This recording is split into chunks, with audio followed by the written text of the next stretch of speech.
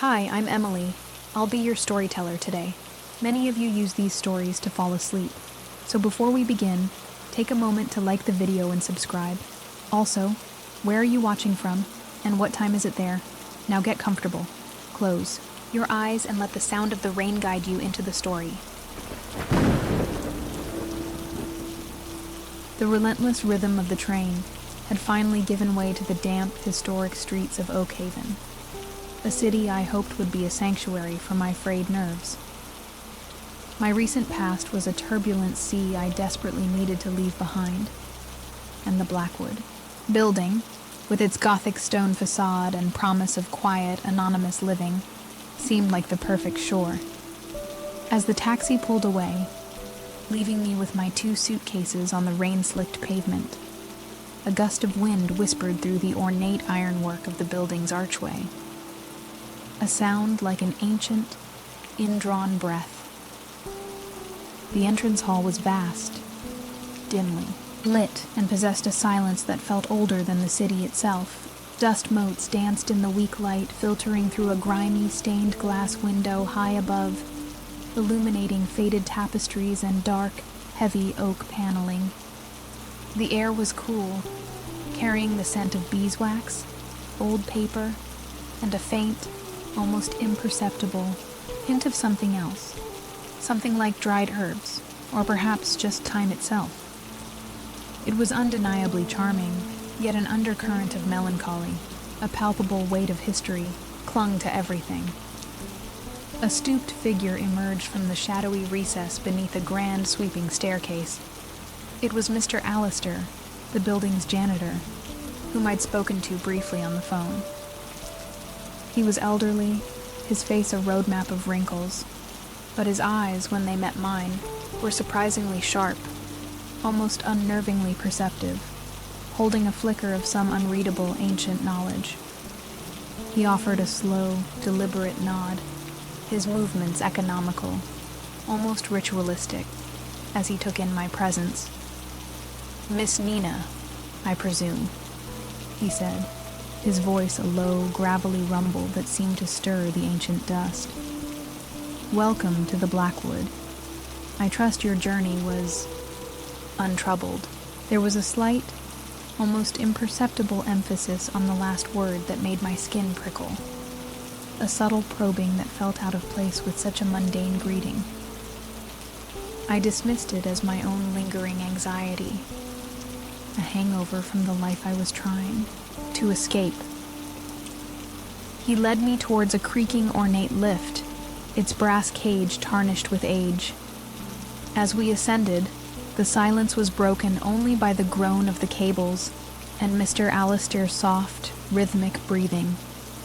He offered no further conversation, but I felt his gaze upon me, watchful, assessing. It was not an unkind scrutiny, yet it was far from casual, leaving me with a distinct, uncomfortable feeling of being meticulously catalogued, like a new specimen under a microscope. My apartment, number 7 on the 3rd floor, was spacious, with high ceilings and tall, arched windows that looked out onto a quiet, rain-swept courtyard. The previous tenant had left some heavy, dark furniture, which Mr. Allister informed me was part of the Blackwood's character. It was old, undeniably, but well-maintained, exuding a sense of history and permanence that I initially found comforting. A stark contrast to my recent, transient existence. The rain pattered softly against the glass, a soothing sound.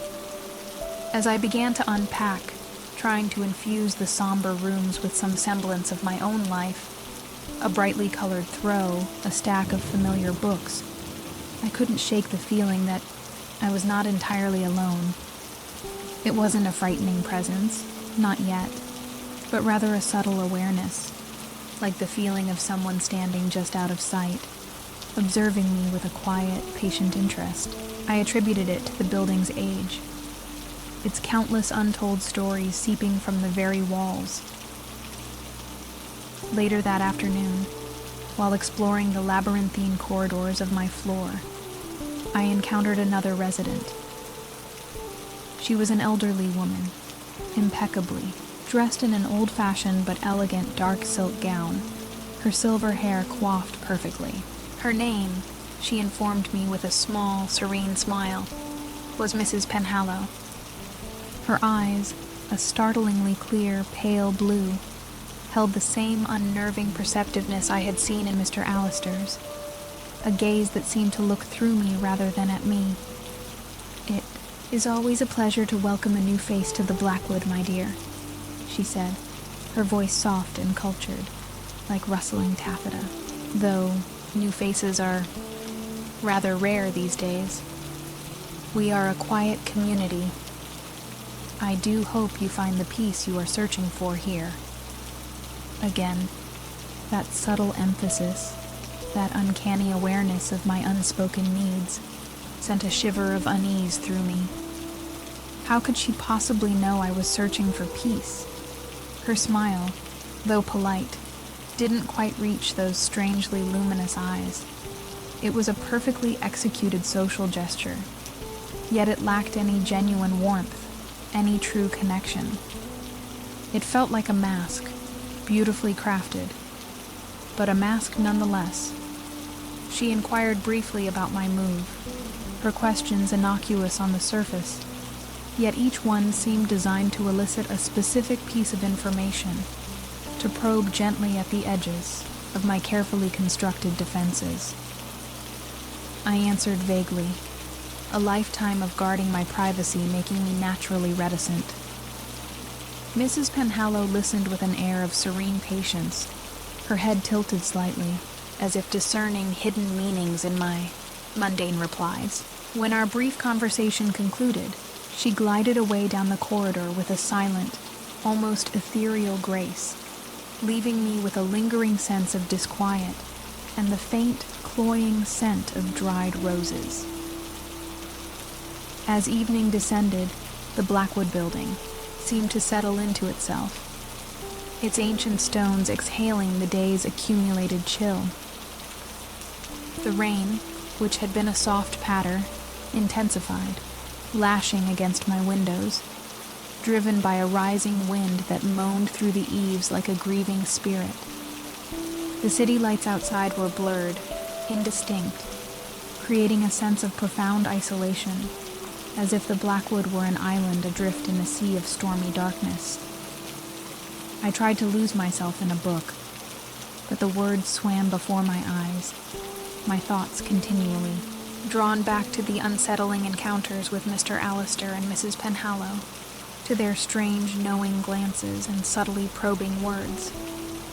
Their politeness felt like a veneer, their welcome a carefully constructed facade. What lay beneath? And why did I feel as though I had stepped into a play where everyone but me already knew their lines? A floorboard creaked in the hallway outside, my apartment. A common sound in an old building, yet tonight it made me jump. I held my breath, listening. Silence. Then, another creak, closer this time, followed by the faintest whisper of movement, like soft-soled shoes on a carpeted floor. My heart began to pound. Was someone out there? Or was it just the building, settling in the storm, its ancient timbers groaning under the strain? I told myself it was the latter, but the feeling of being watched, which had been a subtle undercurrent all day, now became an almost unbearable pressure. I felt exposed, vulnerable, as if unseen eyes were peering at me through the very walls, through the keyhole of my door. The comforting anonymity I had craved felt like a distant, impossible dream. The Blackwood was not offering sanctuary. It was offering scrutiny. Later, as I lay in bed, the storm raging outside, sleep a distant, unattainable shore, I heard it again. A soft, rhythmic tapping coming from the wall beside my bed. The wall that separated my apartment from the one next door a room Mr. Alastair had assured me was currently unoccupied. Tap, tap, tap. Slow, deliberate, almost questioning. It was a sound that spoke of patience, of quiet, unwavering attention. I pulled the covers tighter, my breath catching in my throat. It couldn't be real. It had to be the storm, the wind playing tricks, the old building groaning. But the tapping continued, a gentle, persistent summons from the other side of the wall, a chilling counterpoint to the furious lashing of the rain against my window. It was as if someone, or something, knew I was awake, knew I was listening. The first night in my new home, my supposed sanctuary, was anything but peaceful. The Blackwood building, with its Gothic charm and its air of ancient secrets, was already beginning to feel less like a haven and more like a beautifully crafted, sentient trap. The unsettling awareness of its other inhabitants, Mr. Alastair and Mrs. Penhallow, their strange knowledge, their watchful eyes, filled me with a growing dread. The rain lashed down, a relentless, mournful dirge, and the wind howled its secrets around the ancient stone. I was alone, in a new city, in an old building that seemed to be watching me, listening to me, perhaps even waiting for me. The silence between the gusts of wind was the most terrifying part, a silence filled with unspoken questions and the palpable weight of unseen presences. What had I stumbled into? What lay hidden behind the polite facades of my enigmatic new neighbors, behind the heavy oak doors and the dark, watchful windows of the Blackwood building? The peace I had sought felt further away than ever, replaced by a creeping, insidious fear.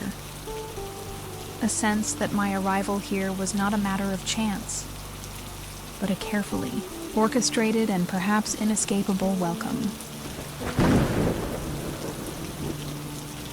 The first few days in the Blackwood building passed in a haze of disquietude, a fragile veneer of routine stretched taut over a bedrock of simmering unease. I tried to establish a rhythm, focusing on my remote data analysis work, arranging my few belongings to create a sense of personal space. Yet the oppressive silence of the building and the memory of that first night's unsettling welcome lingered. The rain outside was a constant, mournful drizzle, mirroring the gray, shadowed corners of my new, imposing home. Despite the heavy, antique furniture and the thick stone walls, my apartment never truly felt private. The sensation of being watched was a persistent, unwelcome companion, a prickling on my skin that would cause me to look up suddenly from my screen, half expecting to find someone standing silently in the room. Of course, there never was. Yet, the feeling remained, an invisible pressure, as if unseen eyes were constantly observing me through some hidden aperture, noting my every move, my every sigh. The silence of the Blackwood was another entity altogether. It wasn't a peaceful quiet, but a loaded, expectant stillness that seemed to absorb sound, to muffle the distant city noises, creating an almost vacuum-like effect. My own footsteps on the old wooden floors, the clinking of a teacup, even my breathing, all seemed unnaturally loud, intrusive, as if I were a disruptive element in a place that preferred its secrets undisturbed, its occupants unheard. It was Mrs. Penhallow who first, with unnerving subtlety, demonstrated the extent of their inexplicable awareness. I encountered her in the dimly lit grand hallway, her dark silk gown rustling softly. "Such a shame about your mother's antique music box, my dear," she murmured, her pale blue eyes holding a flicker of something I couldn't name. The little ballerina, so fragile. It must have been a terrible blow when it broke during your move. My heart froze. I hadn't told a soul about that incident, a private, recent sorrow. I stammered something noncommittal, a polite, confused denial, but she merely smiled that serene, unsettling smile. These old buildings, she continued as if I hadn't spoken, they have a way of knowing things. They hear the echoes of our lives, our little joys, our little heartbreaks. With a slight nod, she glided away, leaving me trembling, the scent of dried roses and her impossible knowledge hanging heavy in the air. How could she have known? A few days later, it was Mr. Allister. I was struggling to open a stiff window in my study, the air in the apartment feeling particularly stale and oppressive. He appeared silently in my open doorway, a wrench in his hand. "Allow me, Miss Nina," he rumbled. "These old sashes can be quite stubborn, especially when one is preoccupied with concerns about that upcoming data migration project at work." He fixed the window with practiced ease, his words so casually accurate about my confidential work stress, a cold stone in my stomach. Again, I tried to rationalize. Perhaps I had muttered about the project on a phone call he'd overheard. Perhaps Mrs. Penhallow had seen a photograph of the music box I'd since hidden away, but the explanations felt thin, inadequate against the sheer, unsettling precision of their knowledge. They weren't just observant. They seemed to possess an almost psychic insight into the most private corners of my life, my thoughts, my past. Their comments were always fleeting, delivered with an air of benign concern or casual observation, making it almost impossible to challenge them directly without sounding paranoid. Yet each instance chipped away at my sense of security, at my belief in a rational world.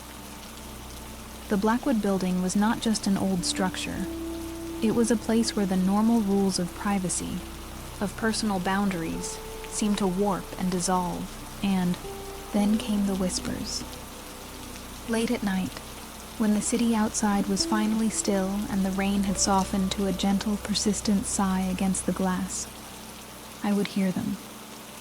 Faint, sibilant murmurs, seeming to drift from the ancient ventilation, grates, or to seep through the thick walls from the adjoining, supposedly empty apartments. They were always just on the edge of intelligibility, a chorus of hushed voices speaking in a language I couldn't quite grasp. Sometimes I would catch a single familiar word. My name, Nina, whispered with a strange, drawn-out cadence. Other times, it sounded like a litany, a repetitive, rhythmic chanting that made the hairs on the back of my neck stand on end. I would press my ear to the wall, straining to understand, but the moment I tried to focus, the whispers would fade, only to resume once I had retreated, a maddening, ghostly torment. The rational part of my mind argued it was the wind, the old pipes, the building settling. But the emotional part, the part that felt the constant, unseen scrutiny, knew otherwise. These were not the natural sounds of an old building. They were something else. Something directed. Something that knew I was listening. The Blackwood was speaking, in its own ancient, unsettling tongue, and I was its unwilling audience. One morning, I awoke with a distinct feeling that something was amiss. I surveyed my small living room, my gaze snagging on the mantelpiece. A small silver-framed photograph of my younger sister, a cherished memento I always kept precisely angled towards my armchair, was now turned slightly, almost imperceptibly, to face the wall. My breath hitched. I knew, with absolute certainty, that I had not touched it. It was such a small thing, such a trivial displacement, yet it screamed of intrusion, of a violation of my most personal space. Someone, or something, had been in my apartment while I slept, had touched my belongings, had left this subtle, chilling calling card. The feeling of being watched intensified to an almost unbearable degree. The very air in the room felt tainted, no longer my own. I confronted Mr. Alistair later that day, my voice trembling despite my attempt at firmness, asking if he or any maintenance staff had entered my apartment. He merely looked at me with those unnervingly perceptive eyes, his expression one of mild, uncomprehending surprise. "Why, no, Miss Nina," he rumbled. "No one enters a resident's apartment without express permission. Perhaps you misplaced it yourself. Memory can be a tricksy thing in an old place like this." His denial was smooth, unshakable, his suggestion about my memory a subtle, insidious seed of doubt. Was I losing my mind? Was the stress of my past, the isolation of this new city, the oppressive atmosphere of the Blackwood itself, finally fracturing my hold on reality? His gaze held mine for a moment longer, a flicker of something unreadable in their depths. Pity, amusement, or a cold, reptilian satisfaction. The Blackwood's web was tightening. The observers, with their impossible knowledge and serene, unsettling smiles, were not just eccentric neighbors. They were something more, something connected to the very fabric of this ancient, watchful building. The whispers in the night, the subtly moved objects. These were not random occurrences, but deliberate, calculated acts, designed to unnerve, to isolate, to perhaps prepare me for something. My apartment, once a symbol of a fresh start, a peaceful haven, now felt like a beautifully appointed cell. The high ceiling seemed to press down on me, the ornate moldings to leer from the shadows. Every creak of the floorboards, every sigh of the wind through the old window frames, sounded like a footstep, a whisper, a confirmation of my growing paranoia. The city outside, with its rain-swept streets, felt a million miles away. I was trapped, not by locked doors or physical restraints, but by a far more insidious form of confinement, a psychological siege. The observers knew things they shouldn't, saw things they couldn't, and their quiet, relentless scrutiny was eroding my sanity, my sense of self. The line between rational explanation and a terrifying, encroaching unreality was becoming dangerously blurred. The Blackwood building held me in its ancient, patient gaze, its unseen eyes watching, its unspoken knowledge a suffocating weight. The peace I had sought here was a cruel mirage, replaced by a constant, nerve-shredding tension. Something was deeply, fundamentally wrong in this place, and I knew, with a certainty that chilled me to the marrow, that I was the focus of its strange, unsettling, and increasingly malevolent attention. Weeks bled into a month, each day a repetition of the last, steeped in the Blackwood building's oppressive quietude and the ceaseless, mournful rhythm of the autumn rain. My initial unease had solidified into a knot of persistent anxiety.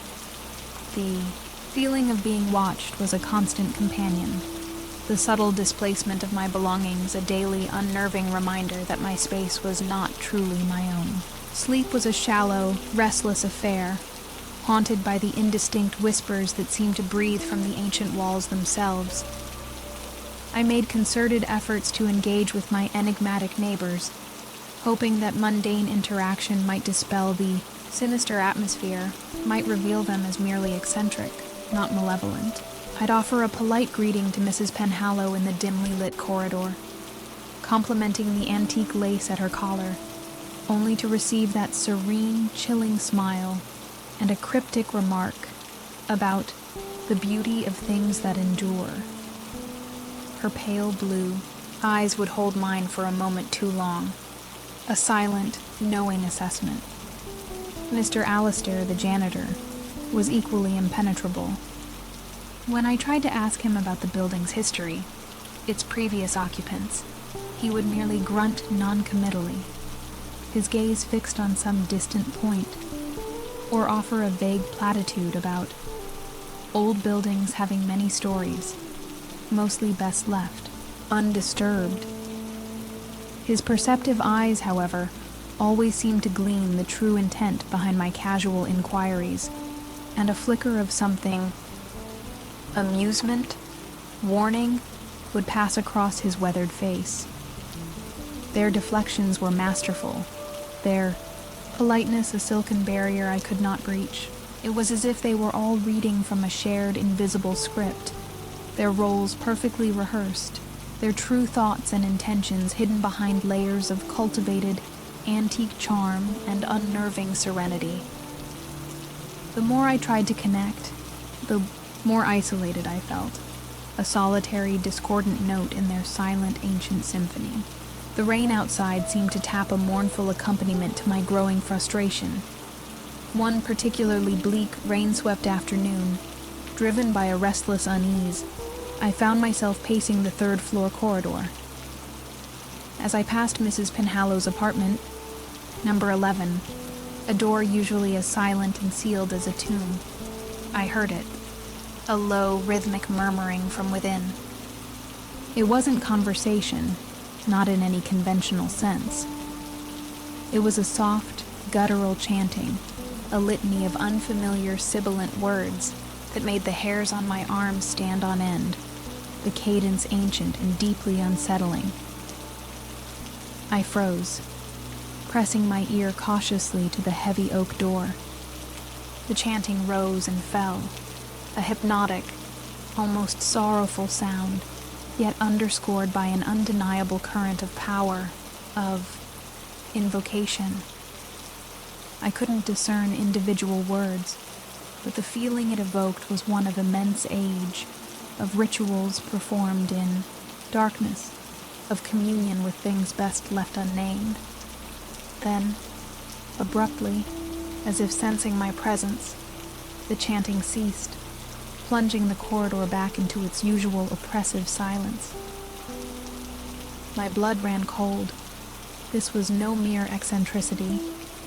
This was something else, something deliberate, something that resonated with the darkest, most obscure corners of the folklore I had occasionally researched for my data analysis projects on cultural trends. The Blackwood building was not just old. It was a place where ancient practices perhaps still held sway, hidden behind a veneer of faded gentility. The whispers I heard at night took on a new, more sinister meaning. Terrified, yet with a burgeoning, desperate need to understand, I retreated to my apartment, the sound of that ritualistic chanting seared into my memory. My attempts at rationalization were failing. The observers, with their knowing glances and strange pronouncements, were not simply figments of my stressed imagination. There was a pattern here, a deliberate, unsettling current moving just beneath the surface of daily life in the Blackwood. A few days later, another small, unsettling coincidence occurred. I had been idly sketching a particularly complex data visualization, a habit I used to clear my head, leaving the unfinished drawing on my desk when I went out for a brief walk in a rare moment of watery sunshine. Upon my return, the sketch was still there, but beside it lay a small antique silver pencil, intricately chased, of a design I had never seen before. It was beautiful, but its sudden, inexplicable appearance was deeply unnerving. No note accompanied it, no explanation. Mr. Alistair, when I cautiously inquired if he had perhaps left it during some routine maintenance I was unaware of, simply shook his head, his gaze lingering on the pencil with an unreadable expression. "A lovely piece, Miss Nina," he'd rumbled. "Some things have a way of finding their rightful owners, or perhaps those who have need of them." His words, as always, were a silken web of ambiguity. This was a gift, I realized with a chill, but also a message. They knew I was observing them, questioning, perhaps even documenting. The pencil felt like a subtle acknowledgement, a token from their world, or perhaps a gentle warning, a reminder of their pervasive, inexplicable awareness of my actions, my thoughts. The walls of the Blackwood, it seemed, truly did have ears, and eyes, and perhaps even hands that could place objects with silent, unnerving precision. It was then that I began to keep a journal, a meticulous, secret record of every unsettling occurrence, every cryptic remark, every whisper in the night, every inexplicably moved object. As a data analyst, it was my instinct to collect information, to search for patterns, to try and impose order on chaos. This journal became my confidant, my analytical tool, a fragile defense against the encroaching unreality of the Blackwood. I documented Mrs. Penhallow's knowledge of my broken music box, Mr. Alastair's awareness of my work project, the overheard chanting, the appearance of the silver pencil. I noted the times I felt most intensely watched, the subtle shifts in the building's atmosphere, the way the rain outside often seemed to synchronize with the periods of heightened strangeness within. A pattern was indeed emerging, but it was one that offered no comfort, only a deepening sense of unease. The observers, I theorized, were not individuals acting alone, but a collective, their knowledge shared, their actions perhaps coordinated. They were like spiders in a vast ancient web, and I was the fly, blundering further into their silken, almost invisible threads with every passing day.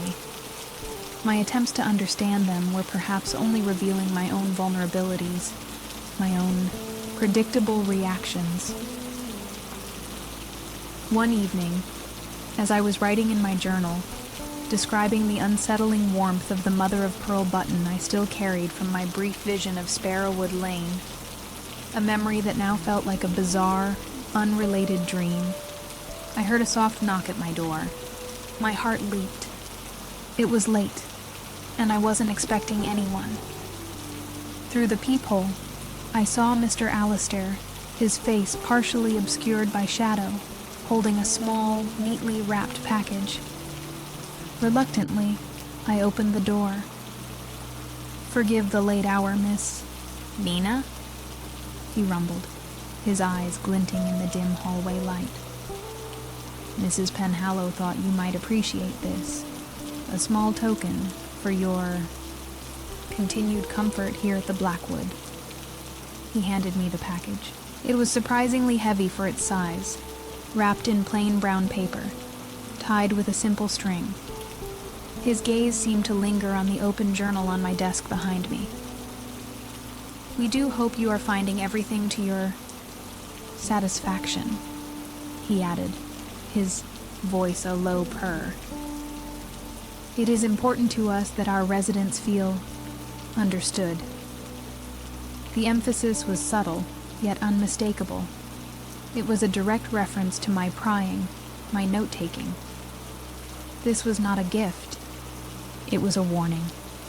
A clear, chilling message that my attempts to unravel their secrets had not gone unnoticed. My hand trembled as I took the package. "Thank you, Mr. Alastair," I managed, my voice barely a whisper. "Please thank Mrs. Penhallow for me." He gave a slow, deliberate nod, his eyes never leaving mine. "Oh, she knows, Miss Nina," he said softly. "She always knows." With that, he turned and receded back into the shadows of the corridor, leaving me with the heavy package and an even heavier sense of dread. The package sat on my table, radiating a faint, almost imperceptible coolness. I was terrified to open it, yet knew I had to. It was another move in their silent, unnerving game, another piece of the Blackwood's encroaching mystery. The rain had started again, a soft, insistent tapping against the window, like patient skeletal fingers waiting to be let in.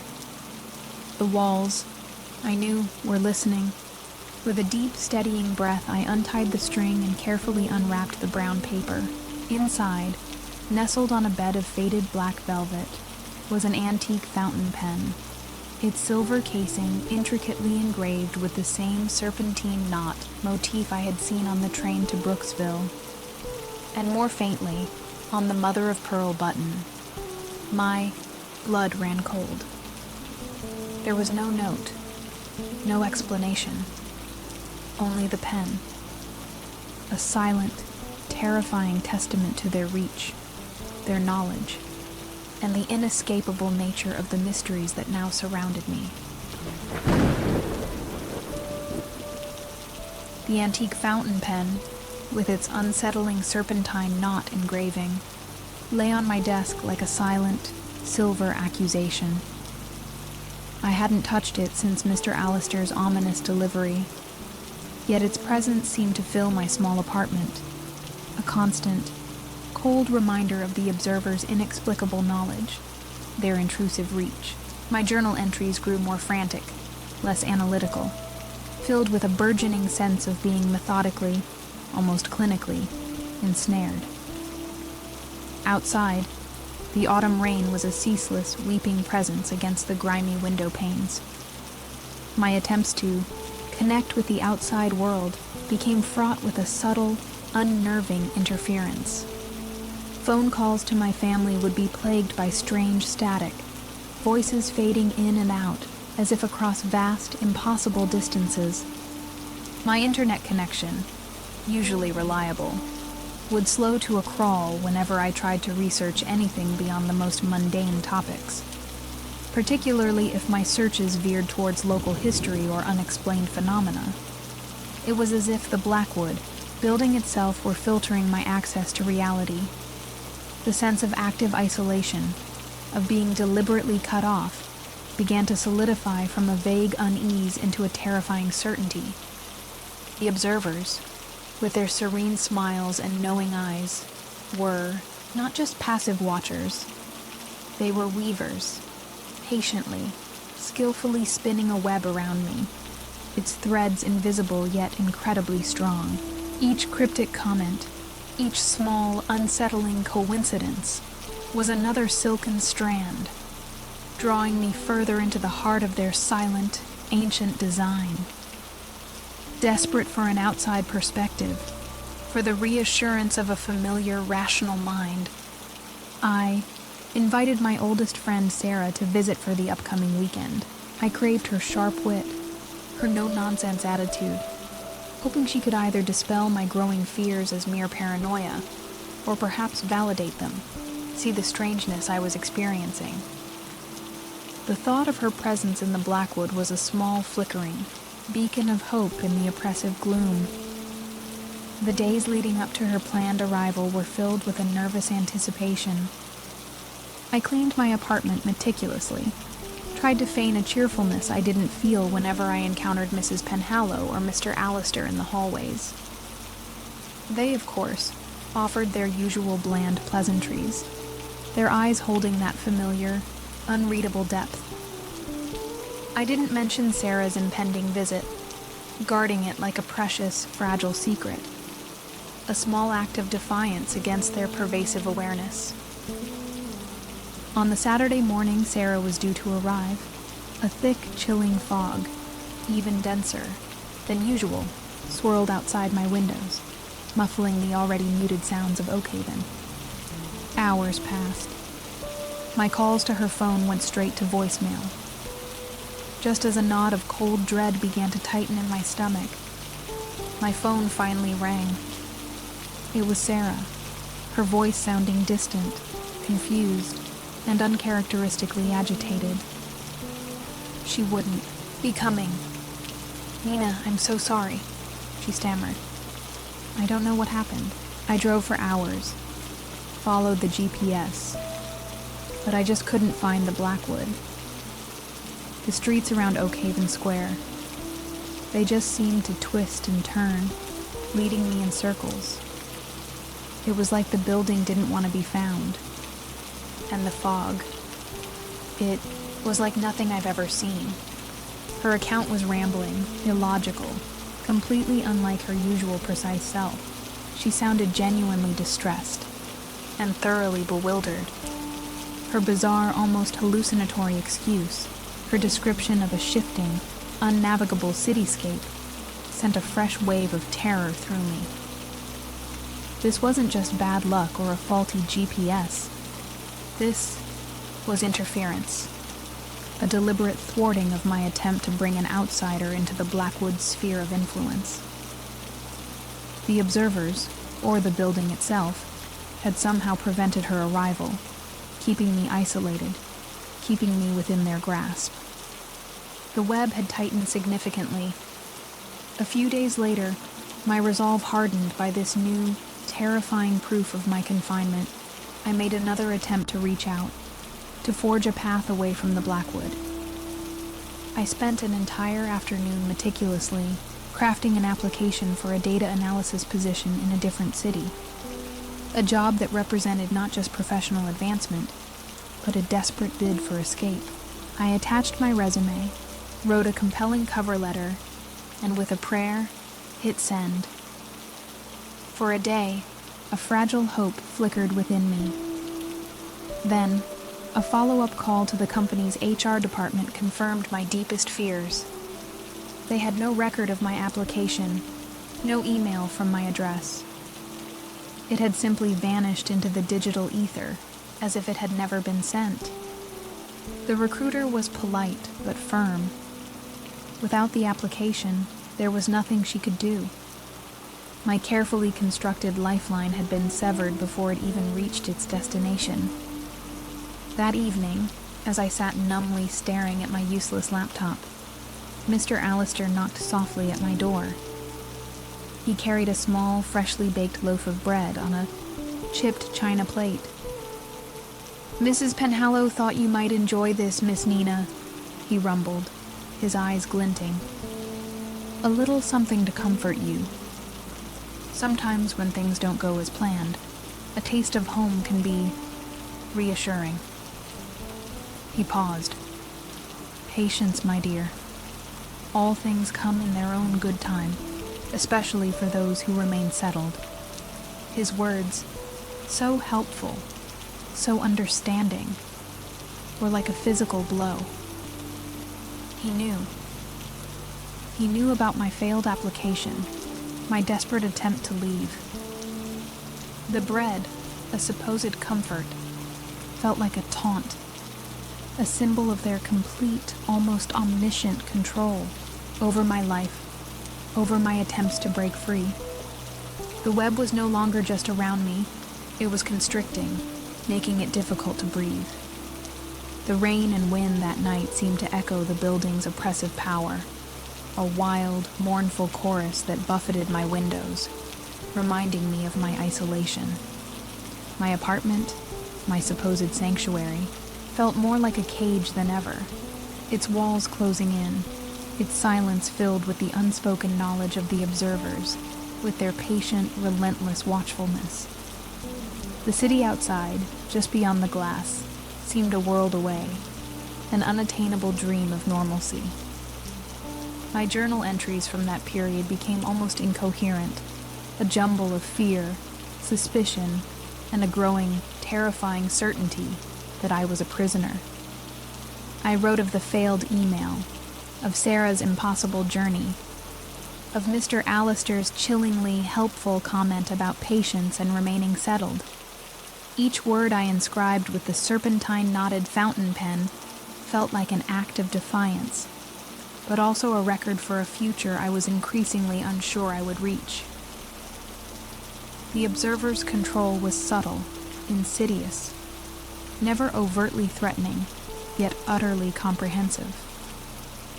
They didn't need bars or locked doors. They manipulated reality itself, or at least my perception of it, my connections to the outside world. They were isolating me, piece by piece, severing my tethers to my old life, making the Blackwood building my entire universe. A universe they governed with ancient, inscrutable wisdom and a chilling possessive intent.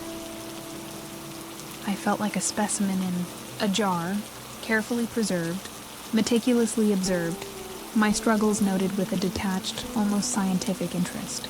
The politeness, the gentle smiles, the offers of tea and freshly baked bread, they were all part of the elaborate, terrifying charade, the velvet glove concealing an iron grip of unimaginable strength and antiquity. The web was not just tightening, it was beginning to suffocate. My carefully constructed world, my plans for a peaceful, anonymous existence, had crumbled. The Blackwood was not a refuge, but a hunting ground, and I was the prey, slowly, methodically being cornered. The rain lashed against the windows, a furious, relentless downpour, mirroring the storm of terror and despair that raged within me. Escape seemed not just difficult, but utterly, terrifyingly impossible. The fountain pen lay on my desk, its silver glinting in the dim lamplight. It felt like a symbol of my entrapment, a gift from my jailers, a tool to record my own descent. The walls of the Blackwood did indeed have ears, and eyes, and a will that was slowly, inexorably bending mine to its ancient, unfathomable purpose. My focus now, I realized with a grim certainty, had to shift from mere documentation to a deeper, more desperate investigation into the heart of this place, before I too became just another whisper in its endless, sorrowful corridors. The invisible walls of the Blackwood building felt more solid each day. Mr. Allister's knowing comment about remaining settled, a constant chilling echo in my mind. My attempts to reach the outside world, to break free from this subtle, insidious confinement, had been expertly, almost supernaturally, thwarted. Desperation began to gnaw at the edges of my resolve, but beneath it, a stubborn spark of defiance, fueled by my analytical nature, insisted on finding answers, on understanding the mechanics of this elegant, terrifying trap. The fountain pen, with its serpentine knot, lay on my desk, a silent challenge. I spent countless hours online, not daring to use my compromised email for anything sensitive, instead delving into Oakhaven's more obscure local history forums and a rather unsettling website dedicated to persistent urban folklore. Most of it was easily dismissible, but then I found it. A fragmented anonymous post from over a decade ago titled The Watchers of Blackwood. The post was rambling, disjointed, clearly written by someone in distress. It spoke of an old apartment building in Oakhaven, of elderly residents who never seemed to age, of a pervasive sense of being watched, and, most chillingly, of a caretaker who sees all, and a black book filled with the names of those who listen too closely. The author claimed the building hummed on rainy nights, and that whispers emanated from the very stones. My blood ran cold. It was too close, too specific. The caretaker who sees all, the black book of names. It had to be Mr. Allister, and some form of ledger. His small, cluttered office was in the basement, a dim, rarely visited space I'd only glimpsed once when he was dealing with a faulty water heater. It was a long shot, a dangerous gamble, but the anonymous post had ignited a desperate hope. If such a ledger existed, it might hold the key to understanding the Blackwood's history, its purpose, and the fate of its tenants. The opportunity presented itself 3 days later, during a particularly bleak and rain-swept afternoon. I saw Mr. Allister leave the building, bundled in a heavy coat and carrying a small, battered satchel, an unusual occurrence as he rarely seemed to venture outside. This was my chance. My heart hammered against my ribs, a frantic drumbeat of fear and reckless determination. If he kept such a ledger, his office was the only logical place. With trembling hands, I made my way down the creaking service stairs to the basement, the air growing colder, damper, with each descending step.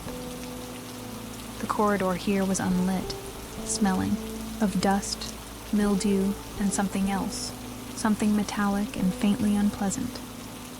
Mr. Allister's office door was at the far end, a simple wooden panel with no nameplate, unlocked. Taking a deep breath, I pushed it open and slipped inside, the silence of the basement pressing in around me. The office was tiny, cramped, and even more cluttered than I had imagined. Piles of old invoices, cleaning supplies, and forgotten building schematics lay everywhere. A single bare bulb cast a weak yellow glow over a scarred wooden desk and a rickety filing cabinet. The air was thick with the scent of his strong, unfiltered cigarettes, and that same underlying metallic tang I'd noticed in the deeper parts of the fog on Sparrowwood Lane. A chilling, incongruous connection. My search was frantic, fueled by the fear of his imminent return. I checked the desk drawers, mostly filled with mundane tools and scraps of paper. I scanned the overflowing shelves. Nothing.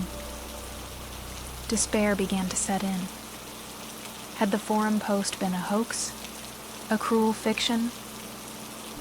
Then my eyes fell upon an old cast-iron safe tucked away in the darkest corner, partially hidden beneath a pile of yellowed newspapers. It looked ancient, immovable, but the safe door was not fully closed. It was ajar by the barest fraction of an inch, as if recently accessed or deliberately left. With a surge of adrenaline, I pulled it open. Inside, amongst more mundane building records, lay a single, large, leather-bound volume, its cover black with age, its pages secured by a tarnished brass clasp. It was undeniably old, exuding an aura of profound, almost sacred secrecy. This had to be it. My fingers fumbled with the stiff clasp, which finally sprang open with a soft click. The book fell open in my hands, its pages brittle, filled with an elegant, spidery script that changed subtly every few entries, as if chronicled by many hands over an immense span of time. It was indeed a ledger, a meticulous record of names, dates of arrival, and brief, chillingly cryptic notes beside each entry. The true hidden history of the Blackwood building. The names stretched back decades, then a century, then further still, each one a silent testament to a life that had entered these walls. Beside some were simple annotations. Arrived May 1888. Listener. Others were more unsettling. June 1923. Resonated strongly. Became quiet. And then, the truly terrifying. October 1957. Resisted. Unraveled. Added to the chorus. The sheer weight of so many lives, so many cryptic fates, was overwhelming. I quickly scanned for more recent entries. My own name a terrifying possibility. I didn't find it. Not yet. But I saw names from the last few decades, tenants whose arrivals I might have found in public records if I'd known where to look, each with their own short, ominous epitaph. The whispers of the past were not just metaphorical, they were the literal echoes of these catalogued souls. Then a name caught my eye, dated only 5 years prior. Ilara Vance, archivist, curious, asked too many questions. Now part of the collection.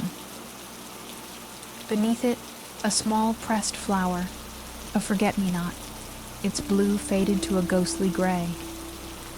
Ilara Vance. The name from the anonymous Forum Post, the one who had warned of the caretaker and the black book. She hadn't escaped. She had been absorbed. Suddenly, I heard the distinct sound of the outer basement door creaking open, followed by heavy, familiar footsteps. Mr. Alistair. He was back, far sooner than I had anticipated. Panic seized me. There was no time to put the ledger back, no time to conceal my intrusion. I was trapped, caught in the act of uncovering their deepest secret. My heart hammered against my ribs like a trapped bird. With a desperate, instinctive movement, I clutched the heavy ledger to my chest, my mind racing. There was no escape route from this tiny office, but the door through which he would shortly appear. The footsteps grew closer, slower now, more deliberate, as if he sensed something amiss.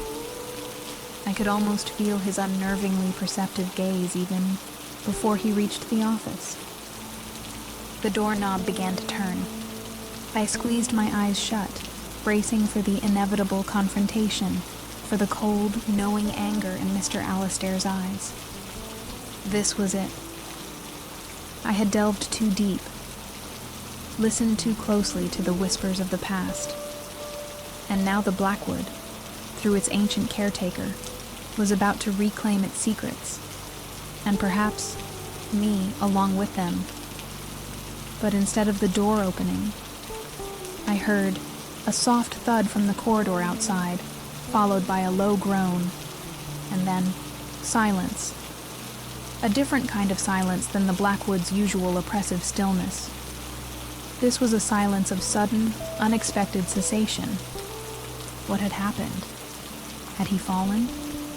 Or had something, or someone, else intervened? My fear was now mixed with a wild, disbelieving hope. Cautiously, I cracked open the office door a mere inch and peered out. The dim corridor was empty, but on the stone floor, just outside Mr. Alistair's office, lay his small, battered satchel, its contents spilled slightly. A pipe, a tobacco pouch, and a single antique silver key, intricately wrought with the same serpentine knot I had seen on the fountain pen. Mr. Alistair himself was nowhere to be seen. He had been interrupted, or called away, with an urgency that made him drop his belongings. This was my chance. Heart still pounding, I scooped up the ledger, my mind reeling with the terrifying implications of its contents, and Alistair's sudden, unexplained disappearance. The whispers of the past were no longer just echoes. They were a direct, chilling warning of what awaited those who stayed too long, who learned too much within the ancient, watchful walls of the Edificio Blackwood. Back in the oppressive sanctuary of my apartment, the heavy, black-bound ledger felt like a tome of forbidden knowledge in my trembling hands. Mr. Alistair's abrupt, unseen departure from the basement corridor was a fresh layer of mystery, but the secrets held within these ancient pages were my immediate, terrifying focus. The rain had renewed its assault against the windows, a relentless weeping percussion that seemed to drum out a somber accompaniment to the grim history I was about to uncover. I spread the ledger open on my small desk, the antique fountain pen, their ominous gift, lying beside it. The pages were brittle, the ink faded in places from a deep black to a ghostly brown, chronicling decades, perhaps centuries, of lives that had passed through the Blackwood building. The handwriting shifted every few pages, a silent testament to a succession of caretakers, each meticulously recording the arrival and, implicitly, the fate of the tenants under their watch. My initial search was for names I might recognize from my brief, unfruitful attempts at archival research into the building, but none leaped out. Instead, I began to focus on the cryptic annotations beside each entry, the chillingly brief epitaphs that hinted at so much unspoken horror. Eleanor M., Apt 4B, arrived June 1932. Musician, sought quiet inspiration, resonated beautifully, now part of the harmony. My blood ran cold. Harmony did not sound like a peaceful end. As I delved deeper, a horrifying pattern began to emerge from the faded ink. Tenant after tenant, particularly those listed as artists, writers, scholars, or individuals, simply described as solitary or seeking quietude, profiles chillingly similar to my own, met with disturbing ends. The annotations varied, but the underlying theme was one of absorption, of a gradual descent into silence, or worse. Arthur P., Apt 7A, arrived March 1907, philosopher, questioned too much, became a listener. The phrases repeated with an awful regularity. Grew quiet, found their stillness, joined the chorus, unraveled beautifully. Echoes remain. There were no mentions of anyone ever leaving the Blackwood in any normal sense. No records of tenancies ending by choice. It was a chronicle of souls slowly, inexorably being consumed by the ancient, watchful presence of the building, their essence apparently becoming part of its very fabric. As I read, the faint whispers I had grown accustomed to in my apartment seemed to intensify, to sharpen. They were no longer just on the edge of my hearing, but closer, more distinct, as if the voices of those chronicled in the ledger were stirring, drawn by my attention to their forgotten fates. I could almost hear their sighs, their spectral warnings, or perhaps their taunts, a chorus of the damned welcoming a new member to their ranks. "You seek knowledge, Nina?"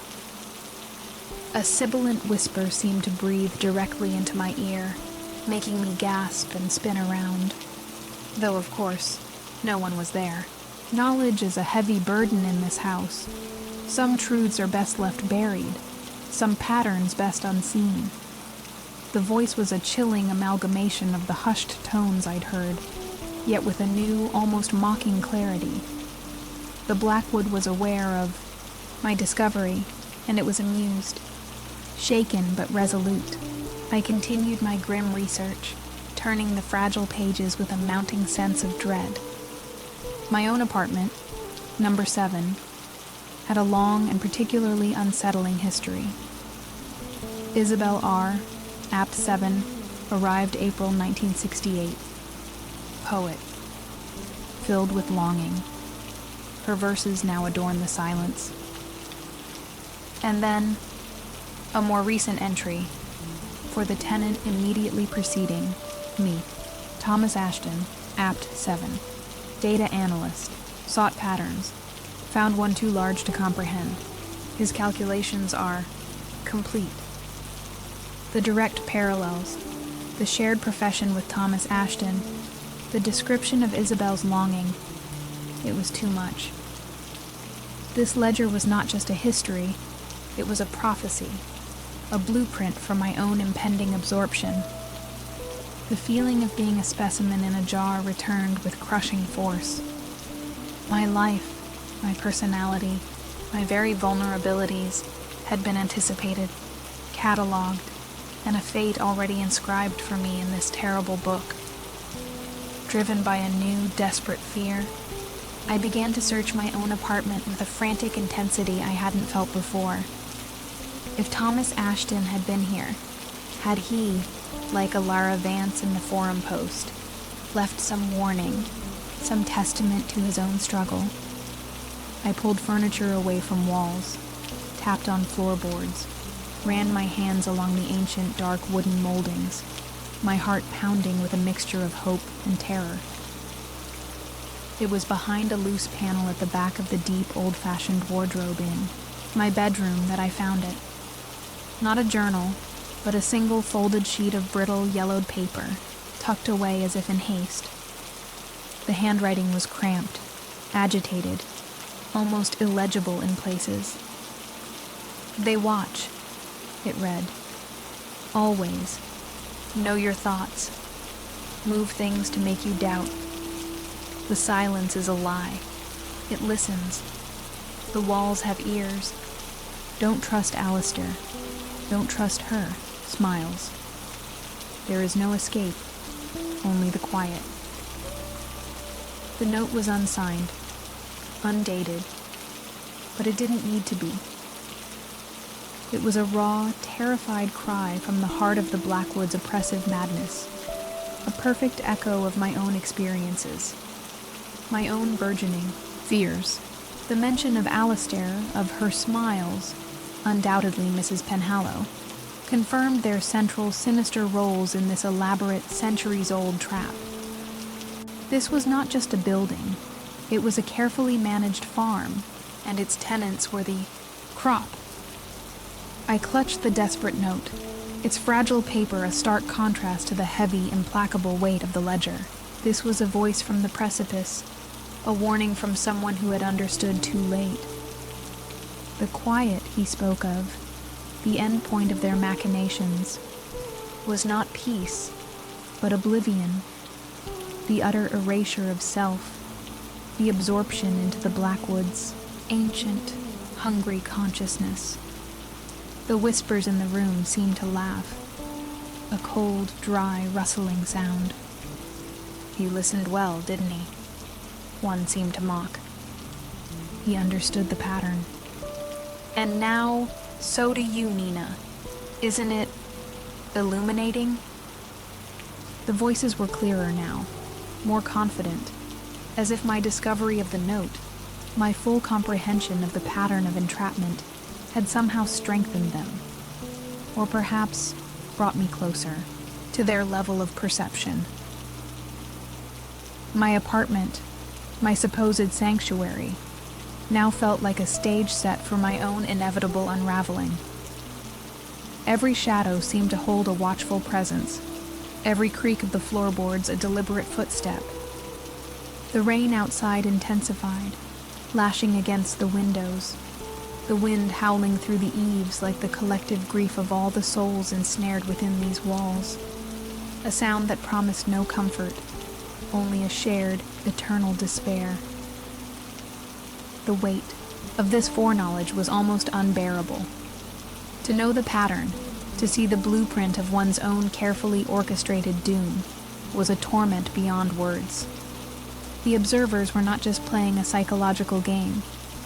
They were guiding me along a well-worn path, a path that led inexorably to silence, to becoming another entry in Alistair's ledger, another whisper in the Blackwood's ancient, sorrowful chorus. I looked at the ledger, then at the desperate, fragile note in my hand. The faded ink of countless lives, the fresh terror of one man's final message. They all screamed the same warning. My analytical mind, the very trait that had perhaps made me a target, now reeled from the sheer, horrifying weight of the data it had processed. This was a pattern of absolute, inescapable doom. Yet even as despair threatened to engulf me, a tiny, stubborn ember of defiance flickered within. To understand the pattern was one thing, to accept it as my own fate was another. Thomas Ashton had written, "There is no escape, only the quiet." But he had also left his warning, an act of resistance, however futile. Perhaps, just perhaps, understanding the trap was the first step to finding an unforeseen flaw in its design. The taunting whispers seemed to fade slightly, replaced by an expectant, watchful silence, as if the Blackwood itself were waiting to see what I would do with this terrible, illuminating knowledge. The ledger lay open, its faded ink a roadmap of lost souls. The note was a fragile testament to a spirit that had resisted, even in its final moments. The rain continued to fall, a ceaseless weeping reminder of the street's sorrowful, possessive embrace. My own story within these walls was far from over.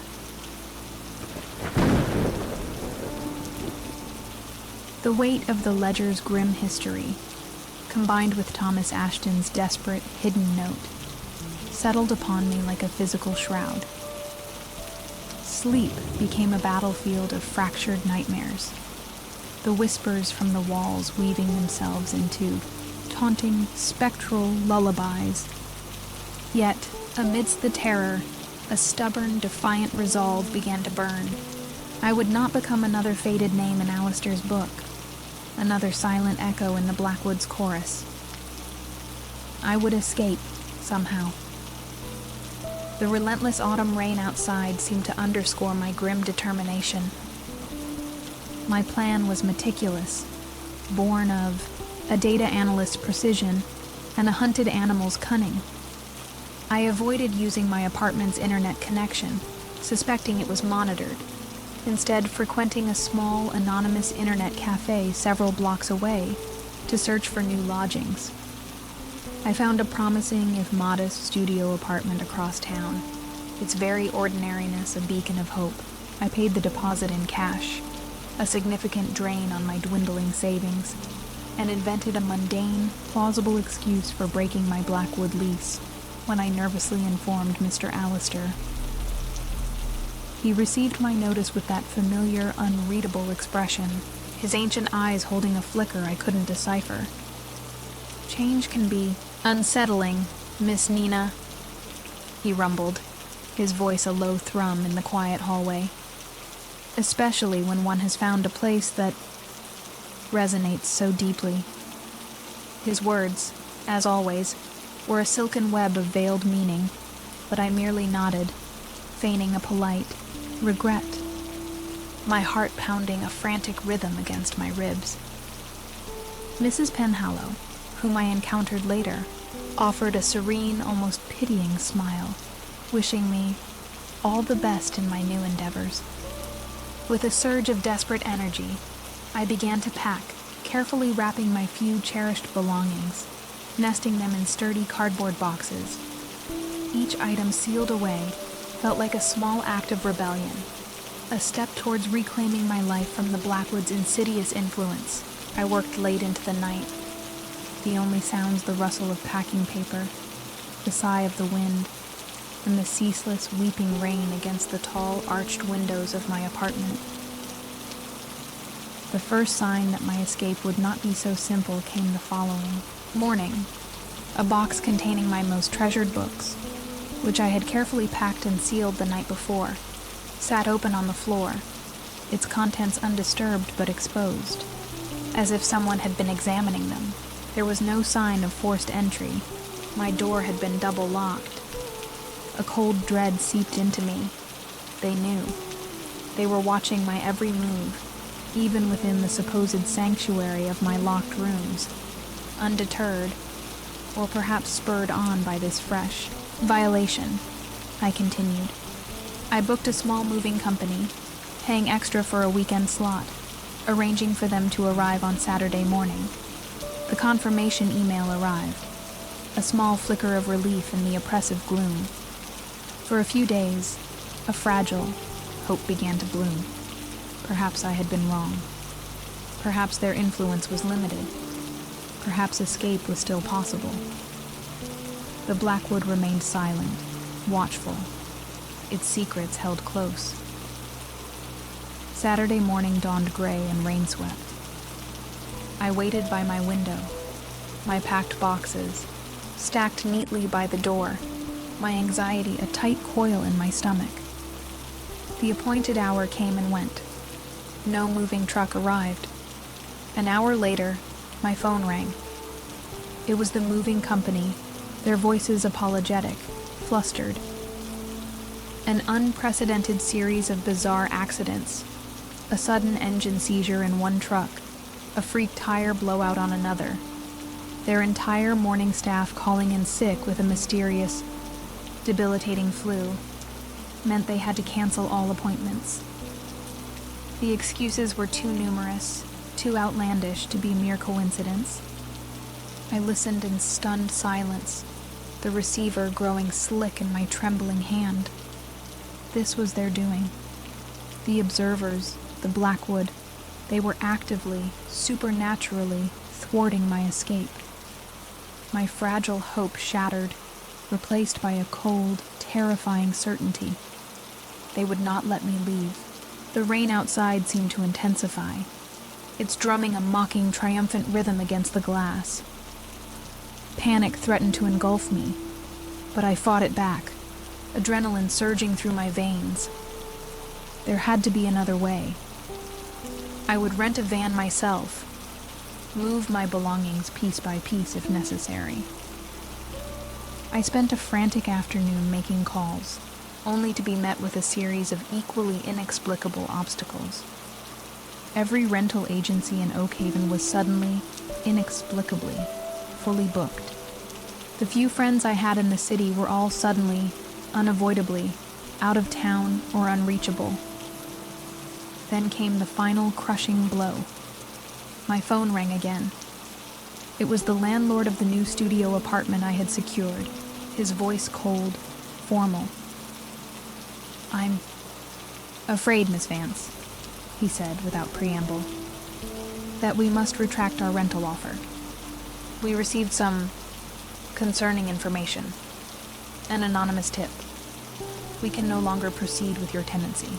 He offered no further explanation, no apology, merely a curt final dismissal before the line went dead. I sank onto one of my packed boxes, the useless fountain pen falling from my numb fingers and clattering onto the wooden floor. An anonymous tip. False, of course, utterly fabricated, yet perfectly timed, perfectly effective. The Blackwood's reach extended far beyond its ancient stone walls. Its influence could poison wells I hadn't even drunk from yet, sever lifelines I was desperately trying to grasp. My carefully laid plans were in ruins. It was then, in the depths of my despair, that I heard a soft knock at my door. It was Mrs. Penhallow, her expression one of serene, almost beatific sympathy. She carried a small silver tray with a steaming cup of tea and a plate of delicate almond biscuits.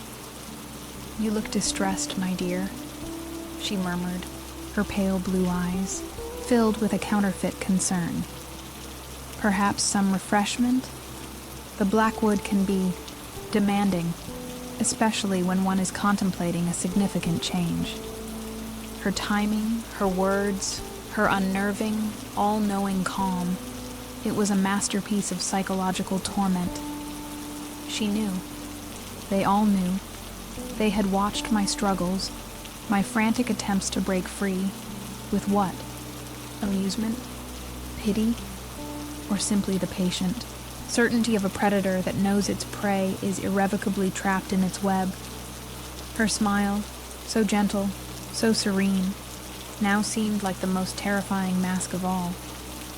"Some places, Evelyn," Mr. Alastair's voice rumbled from the hallway behind her, as he too materialized from the shadows, his gaze heavy, "are harder to leave than others. Some places, they choose you, and the Blackwood, it has chosen you." His words were not a threat, not exactly, but a statement of immutable, terrifying fact. The rain lashed against the windows, a wild, triumphant roar. The full, crushing weight of my powerlessness descended upon me. Every avenue of escape had been systematically, almost supernaturally blocked. I was their prisoner, not by bars or chains, but by an invisible, insidious control that anticipated my every move, countered my every strategy. My intellect, my analytical skills, the very traits I had relied upon my entire life, were useless against such an ancient, pervasive, and utterly patient malevolence.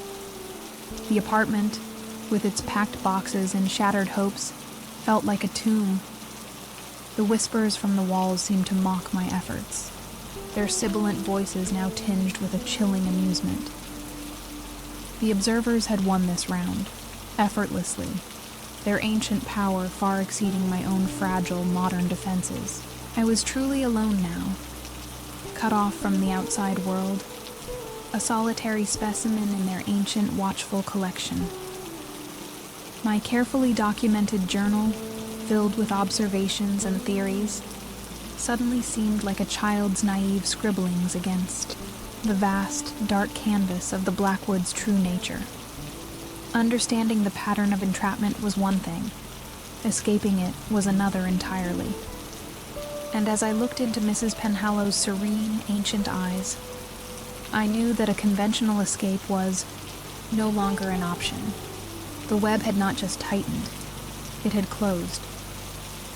The only way out, if one existed at all, lay not in fleeing the Blackwood, but in confronting its dark, enigmatic heart, in understanding the nature of the observers, the source of their power, and the terrible price of their unending, silent vigil. My failed escape had only succeeded in confirming my deepest fear. I was theirs.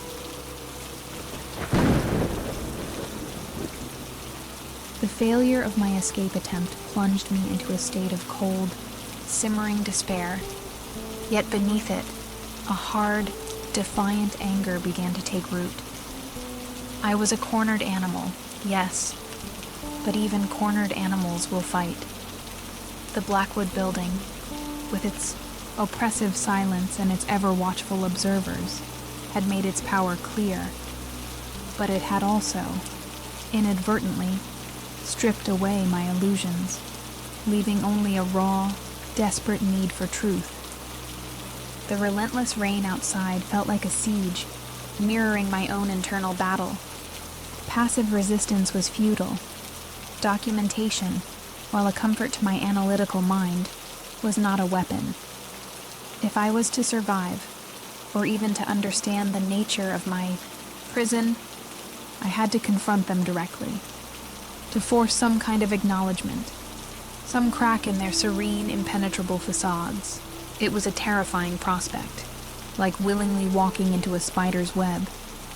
But the alternative, a slow, inexorable descent into madness or absorption, was even more unthinkable. I decided Mrs. Penhallow would be my target. Her intelligence was palpable, her pronouncements more overtly philosophical, if still chillingly ambiguous. Mr. Alastair, with his gruff silences and knowing grunts, felt like a soldier, a guard. Mrs. Penhallow, I suspected, was a high priestess, a keeper of the Blackwood's darkest doctrines.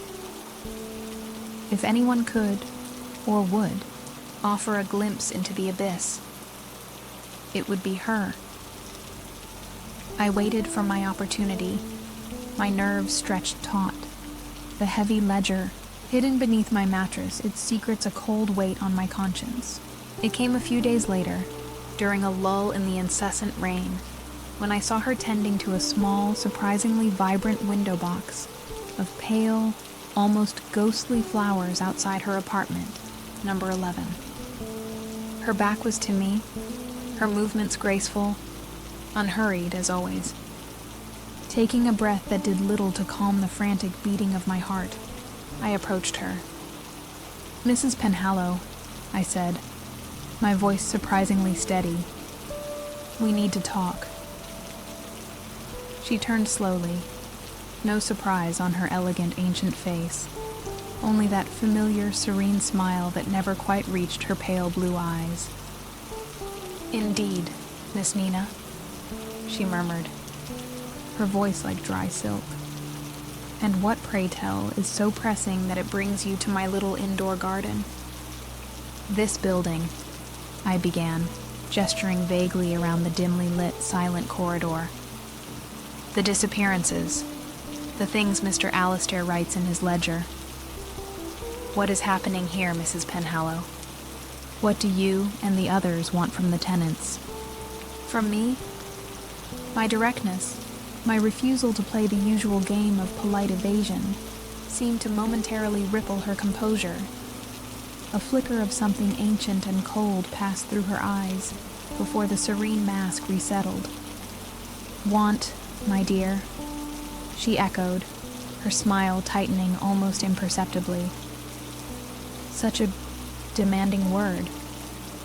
The Blackwood does not want Miss Nina. The Blackwood is. It has always been. It endures. And those who reside within its walls, they contribute to that endurance, each in their own unique, harmonious way. Her words were a masterpiece of obfuscation, yet they hinted at a collective, at a purpose beyond mere residency. Contribute how? I pressed, my voice gaining a desperate edge. By vanishing? By becoming quiet? Or part of the chorus, as the ledger says? By leaving behind little notes of terror before you? Absorb them? The last words were out before I could stop them. A raw accusation fueled by weeks of fear and growing certainty. Mrs. Penhallow's smile did not falter, but her eyes grew colder, more distant. Absorption is such a crude term, Miss Nina, she chided gently. We prefer to think of it as resonance, attunement. The Blackwood is an ancient living entity, you see, a confluence of energies, of memories, of souls that have found their true harmony within its embrace. It thrives on a certain vitality, a particular quality of spirit that new residents, such as yourself, often bring. Her calm, almost benevolent explanation of what sounded like psychic vampirism was more horrifying than any overt threat. So, you feed on us? I whispered, the words tasting like ash in my mouth. On our emotions, our sanity, our very essence. The rain outside had begun again, a soft, insidious drizzle that seemed to seep through the very stone of the building, mirroring the chilling truth seeping into my mind.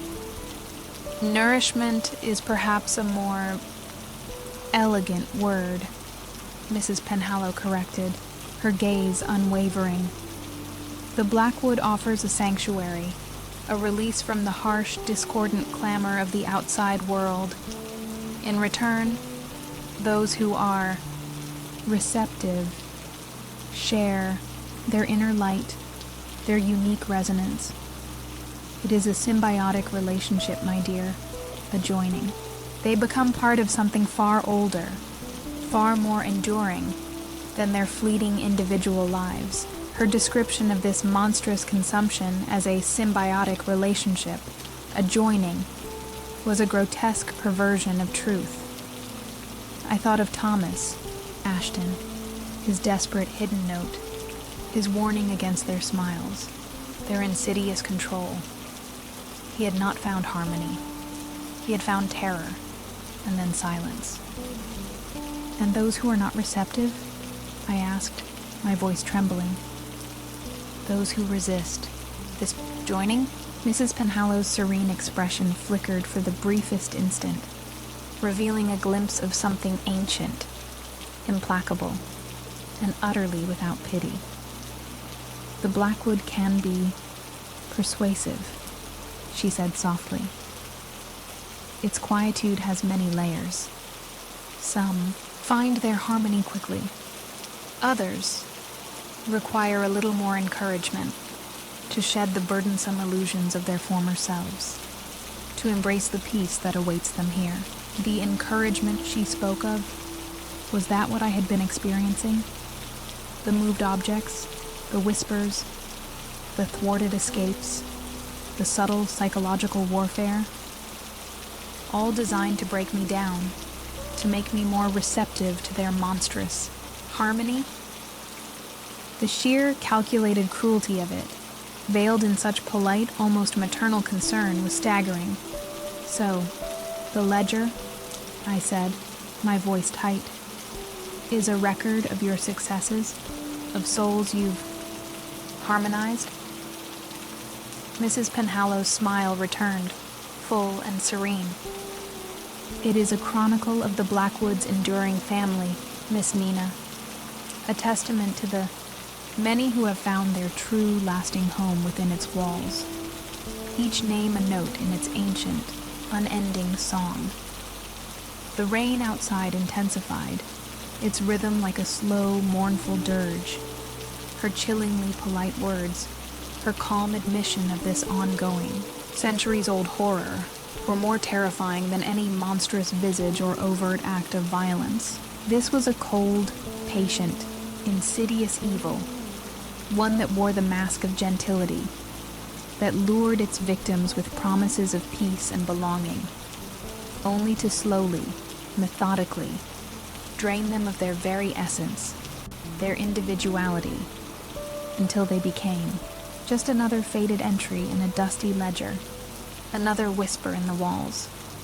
I understood now the nature of the feeders. They were not just the observers, these ancient, serene figures. The Blackwood building itself was the primary entity, the true parasite, and they were its willing, perhaps even symbiotic custodians, its high priests and priestesses tending to its insatiable ancient hunger, ensuring a steady supply of resonant souls. And you expect me to just accept this? I asked, a desperate, defiant anger rising through my fear. To become another note in your song, another whisper in your walls? Mrs. Penhallow's pale blue eyes held mine, her expression one of almost gentle pity. "What other choice is there, my dear?" she murmured. "The Blackwood has already welcomed you. Its doors are always open, but only inwards." Her words were a death sentence, delivered with the softest, most considerate tone. The web was not just tightening, it had already closed. I was inside the belly of the beast, and it was slowly, patiently, beginning to digest me. My only hope, if any remained, was to understand the rules of their game, the nature of their process, before my own name was added to that terrible, final ledger. With a slight inclination of her head, a gesture of almost regal dismissal, Mrs. Penhallow turned back to her ghostly flowers, leaving me standing alone in the dim, rain-swept corridor, the full, horrifying weight of her revelations crashing down upon me. The Blackwood was a feeder, and I was its chosen sustenance. The true horror was not just its hunger, but its chilling, unyielding, and utterly polite patience. The days following my chilling conversation with Mrs. Penhallow were a torment of suffocating dread. Her polite, horrifying admissions about the Blackwood's need for resonance and sustenance had stripped away any lingering hope of a misunderstanding, any chance that I was merely succumbing to paranoia. I was a chosen source, marked for a slow, inevitable absorption.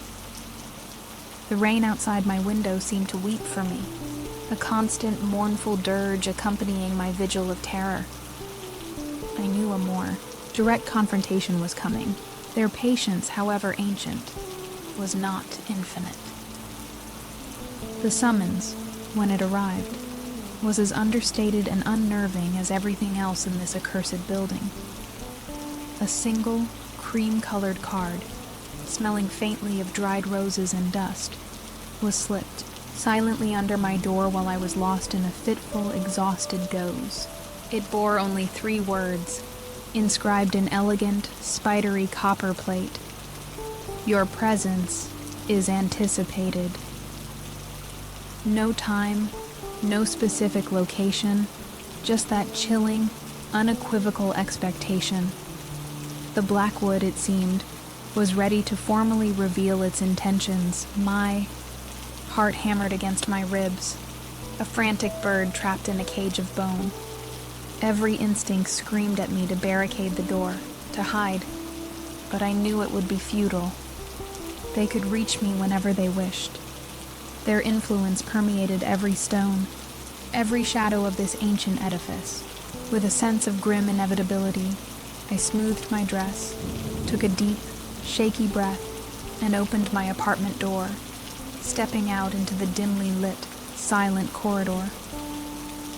As if guided by an unseen current, my feet led me not to Mrs. Penhallow's apartment, nor to Mr. Allister's basement office, but towards a section of the ground floor I hadn't fully explored, a wing that housed what looked like a grand, disused ballroom or public lounge, its tall, arched windows dark with grime, and the relentless, weeping rain.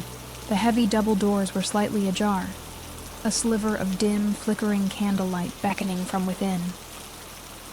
Stepping inside, I found them all gathered. Mrs. Penhallow, a picture of serene, ancient elegance, sat in a high-backed velvet armchair. Mr. Allister stood like a gaunt sentinel by the cold marble fireplace, his perceptive eyes fixed on me. And with them were 3 other elderly residents I had only glimpsed fleetingly in the corridors, their faces pale, their expressions unreadable, their collective gaze focused on me with an unnerving, unified intensity. The air was thick with anticipation, with the scent of dust, decay, and that same faint metallic tang. "Welcome, Miss Nina," Mrs. Penhallow said, her voice a soft, silken murmur that nonetheless carried across the cavernous, shadowy room. "We are pleased you chose to join us. There are matters of community we wish to discuss with you, now that you have had some time to acclimate to the unique atmosphere of the Blackwood." Her smile was benign, almost grandmotherly, yet her eyes held that familiar, chilling depth of ancient, inscrutable knowledge. Mr. Allister cleared his throat, a dry, rasping sound. "The Blackwood," he began, his voice a low rumble, "is more than just a building, miss. It is a confluence, a sanctuary from the harsh dissonance of the fleeting world outside. It breathes, it remembers, it endures, and its endurance requires a certain harmony from those who are privileged to reside within its walls." His words echoed Mrs. Penhallow's earlier terrifying hints. "For centuries," another of the elderly women spoke, her voice thin and reedy, like wind through dry reeds, "we have been its custodians, its chorus. We have welcomed those who, like yourself, possess a certain resonance, a spirit that vibrates in tune with the Blackwood's ancient song. Individuals seeking quiet, seeking depth, seeking an escape from the shallow din of modern existence." Her gaze was almost hypnotic, her words a carefully woven spell. They spoke of the process, as they called it, not as a consumption, but as an attunement, a gentle melding. They described how new residents, chosen for their unique emotional or intellectual energies, were gradually, subtly, guided towards a state of serene communion with the building's collective consciousness. Individuality, they explained, with its attendant anxieties and sorrows, would slowly fade, replaced by a peaceful, timeless awareness, a joining with the chorus of souls that had found their true, eternal home here. "Your struggles, your fears, your desire to leave, Miss Nina," Mrs. Penhallow said, her voice laced with a soft, almost regretful sympathy, "are merely the predictable dissonances of a spirit not yet fully attuned to the Blackwood's deeper melody. All that pain, that turmoil you carry from your past, the building can soothe it, absorb it, transform it into a part of its greater, timeless harmony. You need only let go." The horror of their words, delivered with such calm, almost loving persuasion, was a suffocating wave. They were offering me oblivion, the erasure of my very self, and framing it as a gift, a path to peace. I thought of Thomas Ashton's desperate note. "They want what's inside your head," of Alara Vance, who became quiet. This was the quiet they offered, the silence of a subsumed soul. And if I refuse this attunement? I asked, my voice hoarse, barely a whisper. Yet it seemed to echo in the vast, shadowy room. The 5 observers exchanged glances, a silent, almost imperceptible communication passing between them. The rain outside lashed against the tall, grimy windows, a sudden, violent squall mirroring the tempest in my own heart. It was Mr. Allister who finally spoke, his gravelly voice devoid of any pretense of warmth now. "Resistance, miss," he said, his eyes like chips of granite, "only creates discord, and discord within the Blackwood must eventually be resolved. The building prefers harmony. It will find it, one way or another. A forced attunement is a more jarring process, less serene, more akin to the unraveling you so fear." His words were a clear, unmistakable threat. The choice they were offering was no choice at all. Surrender willingly and be gently absorbed into their collective, or resist and be forcibly, perhaps painfully, broken and consumed. The polite smiles were gone, replaced by a shared expression of ancient, implacable resolve. They were the Blackwood's will, its patient, unyielding hunger personified. I looked at their faces, at the pale, serene masks that concealed centuries of stolen lives, of consumed souls. I saw the future they offered, an eternity of mindless, timeless peace, my own unique voice lost in their ancient, sorrowful chorus. The thought of my vibrant, messy, imperfect past, the very baggage Mrs. Penhallow had so accurately named, suddenly felt precious, essential, the core of who I was, something I would not surrender. A spark of defiance, the same that had made me steal the ledger, that had made me fight against their subtle manipulations, flared within me. "No," I said, the word a small, shaky sound, yet it seemed to resonate with an unexpected strength in the charged stillness of the room. "I will not become a whisper in your walls. I will not be harmonized." The observer's serene expressions did not change, yet I sensed a subtle shift in the room's atmosphere, a tightening, a focusing of their collective will. Mrs. Penhallow's pale blue eyes narrowed almost imperceptibly. "A pity, Miss Nina," she murmured, her voice like the rustle of autumn leaves skittering across a tombstone. "Such dissonance. It will need to be quieted." The room grew colder, the shadows deepening, seeming to writhe and reach for me. The faint metallic scent I associated with the building's deepest magic intensified, making my head spin. I knew with a terrifying certainty that my refusal had triggered the next phase of their game, a phase that would likely be far less polite, far more direct, and infinitely more dangerous. They rose as one, their movements slow, deliberate, almost ritualistic, their ancient eyes fixed on me with a shared, unwavering intent. The rain outside was a deafening roar, the wind a chorus of screaming furies, as if the Blackwood itself were gathering its power, preparing to silence the discordant note I had dared to strike. My heart pounded, but my resolve, born of terror, and a desperate love for my own flawed individual self held firm. The revelation of their game was complete. It was a game of souls, a game of attrition, a game the Blackwood had been playing, and winning, for centuries.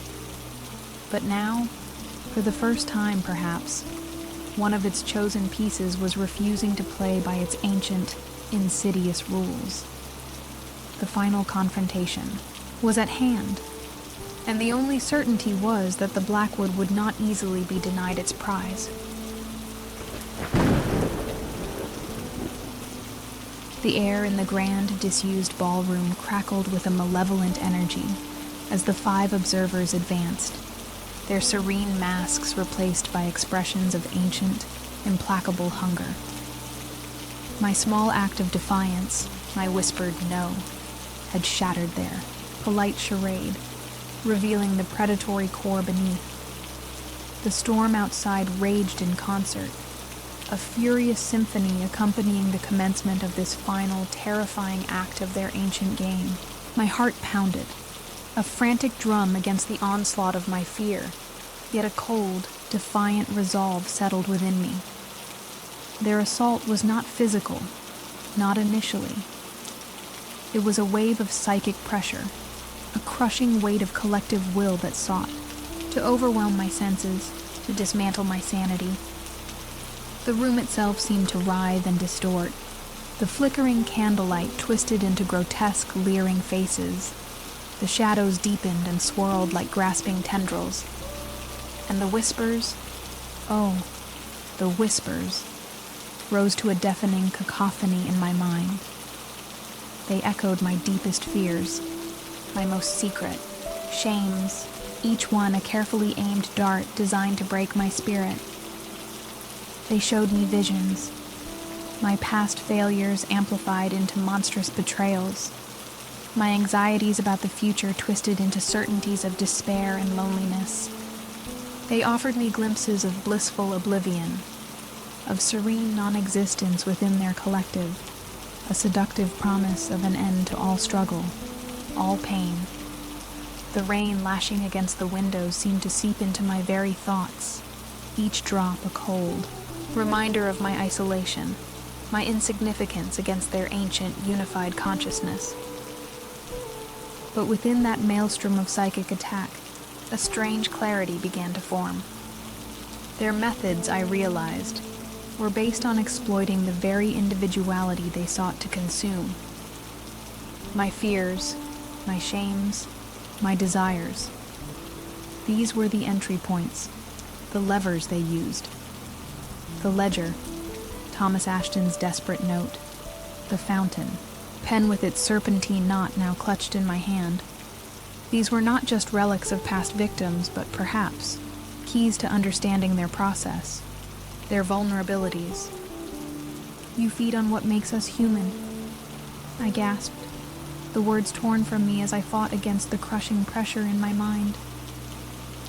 Our hopes, our regrets, our very sense of self. But what are you without them? Just an echo? A hunger? The fountain pen? In my hand suddenly felt warm, almost alive, its silver glinting. I remembered Mr. Allister's words. Some things have a way of finding their rightful owners, or perhaps those who have need of them. I focused on the pen, on its intricate, endless knot, a symbol of their interconnected, eternal existence. What if its purpose was not just to record, but to unravel? Driven by a desperate, intuitive leap, I uncapped it, and on a fragment of my own mental resolve, I began to write, not with ink, but with the sheer force of my will, projecting onto their collective consciousness not my fears, but my most cherished individual memories. The scent of my childhood home, my sister's laughter, the thrill of my first successful data analysis. Small, imperfect, intensely mine. For a moment, their psychic assault faltered. A flicker of confusion, of something akin to pain, passed across Mrs. Penhallow's ancient face. The chorus of whispers in my mind stuttered, replaced by a wave of discordant, surprised cries. It was as if these simple, genuine human memories, offered not as sustenance, but as a statement of self, were anathema to their ancient, homogeneous consciousness, a dissonance they could not easily absorb or understand. The Blackwood building itself seemed to groan around us, a deep, guttural sound of distress.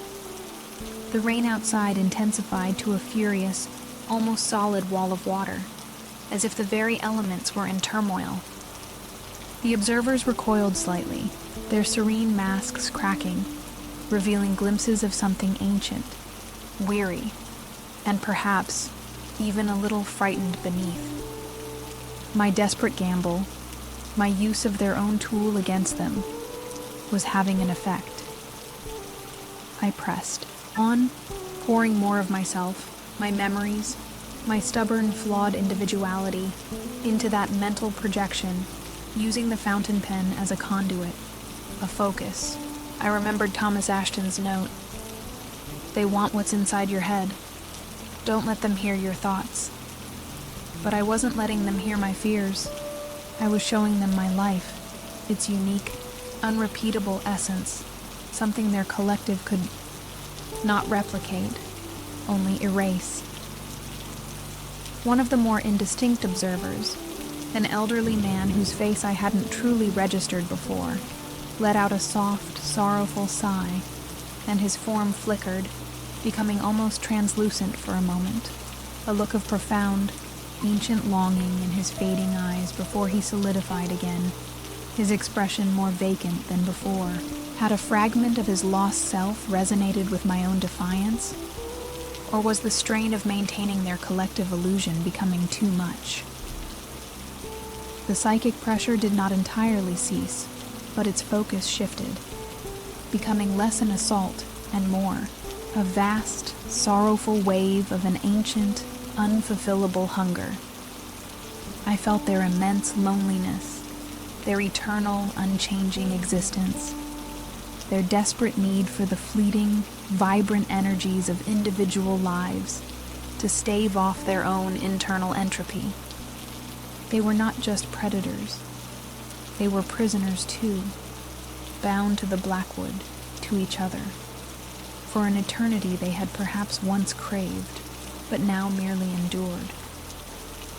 The grand ballroom, which had seemed a place of judgment, now felt like a vast, echoing mausoleum of lost selves. The rain continued its relentless lament. I lowered the fountain pen, exhausted, my mind scoured, but a strange, fragile sense of, not victory, but perhaps a hard-won stalemate settled within me. I had shown them myself, and for now, at least, I was still, recognizably, Nina. The observers stood silently, their expressions once again unreadable, their earlier aggression replaced by that familiar, unnerving serenity. Yet it felt different now, tinged with a new weariness, a new respect, or perhaps just a patient waiting. The game, or this particular round of it, seemed to be over. No words were spoken, no further threats made. The immediate crisis had passed. One by one, they began to recede, not by walking, but by fading into the deep shadows of the ballroom, like figures in an old dissolving photograph, until only Mrs. Penhallow and Mr. Allister remained. Mrs. Penhallow inclined her head, a gesture that might have been acknowledgement, or perhaps a promise of future encounters. The Blackwood endures, Miss Nina, she whispered, her voice a dry rustle, as do its echoes. Then they too were gone, leaving me alone in the vast silent room. The only sounds the dying fury of the storm outside and the frantic beating of my own heart. Had I truly won anything? Or had I merely bought myself time? A temporary reprieve before the next attunement, the next attempt to draw me into their ancient, sorrowful chorus. The fountain pen lay on the floor where I had dropped it. Its silver gleamed now dull.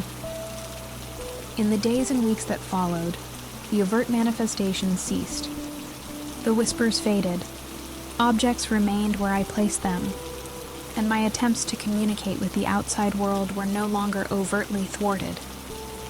Mr. Alistair and Mrs. Penhallow, when I encountered them, were polite, distant, their eyes holding no discernible trace of our confrontation, only that same ancient, unnerving watchfulness. It was as if a truce had been called, or a new, more subtle phase of the game had begun. I never found undeniable proof of escape, no clear path out of the Blackwood's subtle, pervasive influence. Yet, something within me had shifted. The fear was still there, a cold ember in my gut, but it was no longer paralyzing. I had faced them, faced myself, and I was still Nina. My individuality, though battered, remained intact. The ledger remained hidden, its secrets a shared burden between myself and the countless souls who had come before. The rain still falls on Oakhaven, and the Blackwood building still stands, its Gothic facade a silent, brooding sentinel. I continue, my work, my routine, a resident within its ancient walls, forever an outsider, yet now, also an intrinsic part of its long, sorrowful history. I'm a listener, a watcher, and perhaps in my own small way, a quiet resistor within their timeless, inescapable echo. Sometimes late at night, when the wind sighs through the eaves and the rain whispers against the glass, I pick up the antique fountain pen. I don't write in the ledger, but in my own journal, chronicling my days, my thoughts, my small defiant acts of selfhood. And I wonder if the Blackwood, in its ancient, hungry consciousness, can read those words too, and if it understands that even the quietest echo can, in its own way, refuse to fade completely into silence. The Blackwood breathes, a lung of ancient stone, and I, a tenant in its timeless halls, still walk these corridors, no longer quite alone, but listening still when rain against them falls. The observers watch, their smiles like faded lace, a silent knowledge in their ageless eyes. They offered peace within this shadowed space. I chose instead the truth behind their lies. My ledger holds no names, my pen no dread, but sketches out the patterns I discern, the subtle currents of the souls long fled, the fragile boundaries for which I yearn. They sought to add my voice to their refrain, to meld my essence with their quiet hum. I met their void. I weathered all their pain, and found a silence where I'd not succumb. Perhaps I am an echo in my way, a dissonance they cannot quite attune, a flicker in their dusk that means to stay, beneath their cold, unblinking paper moon. The game goes on, the web is ever spun, but in its threads a different pattern grows. A single watcher, till her watch is done, whose quiet, know, the ancient. Blackwood knows.